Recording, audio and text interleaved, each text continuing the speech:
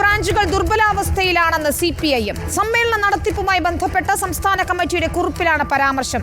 Branch സെക്രട്ടറിമാർക്ക് ശരാശരി നിലവാരം മാത്രമെന്നും രാഷ്ട്രീയ ധാരണയുള്ളവരെ സെക്രട്ടറിമാരാക്കണമെന്നും കുറിപ്പിൽ പറയുന്നു. വിഭാഗീയ പ്രവർത്തനങ്ങൾ സമ്മേളനങ്ങളിൽ ഉണ്ടാകരുത്. വ്യക്തി കേന്ദ്രീകൃത പ്രവർത്തനവും തിരുത്തലുകൾ സൃഷ്ടിക്കലും അനുവദിക്കില്ല. വ്യക്തിവിരോധം തീർക്കാൻ സമ്മേളനങ്ങൾ ഉപയോഗിക്കരുതെന്നും സംസ്ഥാന കമ്മിറ്റി മുന്നറിയിപ്പ് നൽകി. ശ്രീജിത്ത് നൽകും വിവരങ്ങൾ. ശ്രീജിത്ത്, താഴെ തട്ടു മുതൽ പാർട്ടിയെ ബലപ്പെടുത്തുക എന്നത് തന്നെയല്ലേ ഉദ്ദേശിക്കുന്നത്? ഇപ്പോൾ സംസ്ഥാന കമ്മിറ്റി നൽകിയിരിക്കുന്ന കുറിപ്പിൽ എന്തൊക്കെ കാര്യങ്ങളാണ് പറയുന്നത്?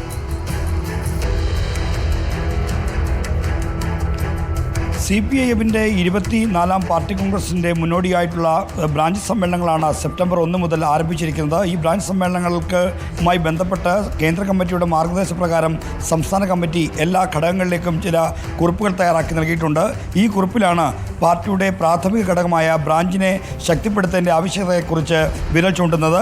ബ്രാഞ്ചുകളുടെ ദുർബലാവസ്ഥ ചർച്ച ചെയ്തിട്ടുള്ള വിഷയമാണ്.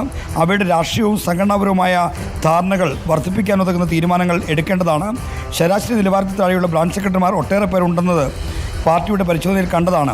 സമ്മേളനം നടക്കുന്ന ഘട്ടത്തിൽ രാഷ്ട്രീയ സംഘടനാ ധാരണയും നേതൃശേഷിയുമുള്ള സഹാക്കളെ ബ്രാഞ്ച് സെക്രട്ടറി സ്ഥാനത്തേക്ക് തിരഞ്ഞെടുക്കുന്നതിന് ശ്രദ്ധിക്കണമെന്നാണ് ഇതുമായി ബന്ധപ്പെട്ട കാര്യത്തിൽ പറയുന്നത്. അതായത് ബ്രാഞ്ചിൻ്റെ സെക്രട്ടറിമാരായി വരേണ്ടത് നല്ല രാഷ്ട്രീയ ധാരണയുള്ളവരായിരിക്കണമെങ്കിൽ മാത്രമേ ബ്രാഞ്ചിൻ്റെ രാഷ്ട്രീയ സംഘടനാ ദൗർബല്യങ്ങൾ പരിഹരിക്കപ്പെടുകയുള്ളൂ എന്നാണ് ഈ രേഖ ചൂണ്ടിക്കാണിക്കുന്നത്. അതോടൊപ്പം തന്നെ ലോക്കൽ കമ്മിറ്റി തലം മുതൽ ഉള്ള സെക്രട്ടറിമാരെ തിരഞ്ഞെടുക്കുന്നതുമായി ബന്ധപ്പെട്ട നിർദ്ദേശങ്ങളും ഇതിനകത്തുണ്ട്. സഹകരണ ബാങ്ക് ജീവനക്കാർ, സഹകരണ ബാങ്ക് സെക്രട്ടറിമാർ, അഡ്വക്കേറ്റുമാർ തുടങ്ങിയവർ ലോക്കൽ കമ്മിറ്റി സെക്രട്ടറി സ്ഥാനത്തുണ്ടായാൽ ചുമതല കൃത്യമായി നിർവഹിക്കാനാവാതെ വരും.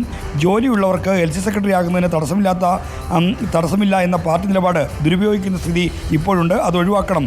പൂർണ്ണസമയം പ്രവർത്തിക്കാൻ കഴിയുന്ന ആളുകളാണ് ലോക്കൽ കമ്മിറ്റി സെക്രട്ടറി സ്ഥലത്തേക്ക് വരേണ്ടത് എന്നാണ് പറയുന്നത്. പാർട്ടി പീനം കൈക്കൊണ്ട ഈ തീരുമാനം പൂർണ്ണമായും നടപ്പിലാക്കത്തക്ക രീതിയിലാണ് ഇത്തവണ ലോക്കൽ സമ്മേളനത്തിൻ്റെ ഭാഗമായി പുതിയ സെക്രട്ടറിയെ തിരഞ്ഞെടുക്കേണ്ടതെന്നും നിർദ്ദേശിക്കുന്നു. ഏരിയ സെക്രട്ടറിമാർ മുഴുവൻ സമയ പ്രവർത്തകരാകണമെന്നും നിർദ്ദേശമുണ്ട്. അത് ഒരു പരിധിവരെ പ്രാവർത്തികമായി. ഇനി പാർട്ടി സമ്മേളനങ്ങളിൽ വിഭാഗീയമായ ചേരിതിരിവുണ്ടാകരുത്. പുതിയ തിരുത്തലുകൾ എന്ന മട്ടിൽ ആ തിരുത്തലുകൾ സൃഷ്ടിക്കരുത് എന്നൊക്കെ ഈ സമ്മേളന കാലയളവിൽ ഇത്തരത്തിൽ വിഭാഗീയ പ്രവർത്തനങ്ങൾ മറനീക്കി പുറത്തു വരാറുണ്ട്. വെട്ടിനിരത്തലുകൾ ഉണ്ടാവാറുണ്ട്. അതിനൊക്കെ കൂടി ഒരു തടയിടൽ എന്ന രീതിയിൽ തന്നെയാണ് ഇപ്പോൾ വന്നിരിക്കുന്ന പാർട്ടി നിർദ്ദേശങ്ങൾ, അല്ലേ? വിനിത, എല്ലാ കാലവും CPIMന്റെ സമ്മേളനങ്ങൾക്ക് മുന്നോടിയായി സംസ്ഥാന കമ്മിറ്റി ഇത്തരമൊരു മാർഗനിർദ്ദേശക രേഖ കീഴ്ഘടകങ്ങൾക്ക് അയച്ചു കൊടുക്കും. ബ്രാഞ്ചിലും അതോടൊപ്പം ലോക്കൽ കമ്മിറ്റി തലത്തിലുമുള്ള ഉദ്ഘാടന പ്രസംഗങ്ങൾ പോലും സംസ്ഥാന തലത്തിൽ നിന്ന് തയ്യാറാക്കി നൽകുന്ന പതിവ് CPIMനുണ്ട്.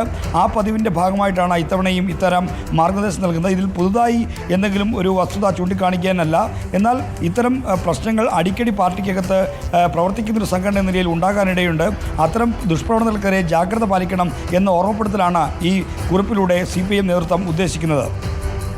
ശരി, ശ്രീജിത്താണ് വിവരങ്ങൾ നൽകുന്നത്. പാർട്ടി ബ്രാഞ്ചുകൾ ദുർബലാവസ്ഥയിലാണെന്നാണ് ഇപ്പോൾ CPIM വിലയിരുത്തുന്നത്. സമ്മേളന നടത്തിപ്പുമായി ബന്ധപ്പെട്ട സംസ്ഥാന കമ്മിറ്റിയുടെ കുറിപ്പിലാണ് പരാമർശം.